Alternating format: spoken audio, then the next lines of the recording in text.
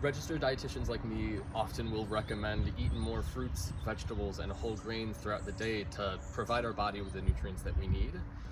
Sometimes there's a little bit of extra risk for food waste. For example, if you leave the avocado on your countertop for way too long. We can still do something with this food to reduce the amount of waste that we have, improve our environment, maybe even our community as well, because we spent all of that money on foods that we just weren't able to use for whatever reason.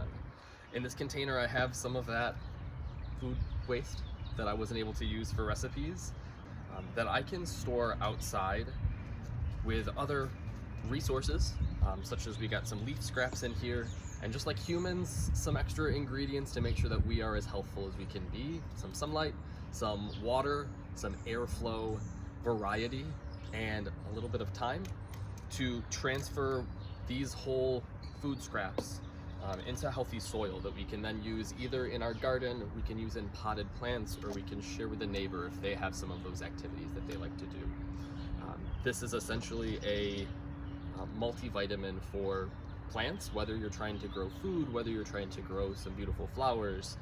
This can be something that's really beneficial to kind of add back to the environment from what was once intended to make us healthy. We're providing that back to the soil.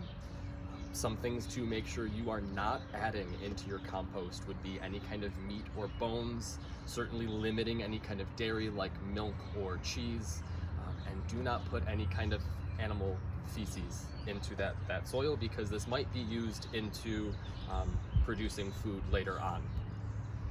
Hope this helps. From your registered dietitian friends at the Center for Community Health and Prevention, stay well.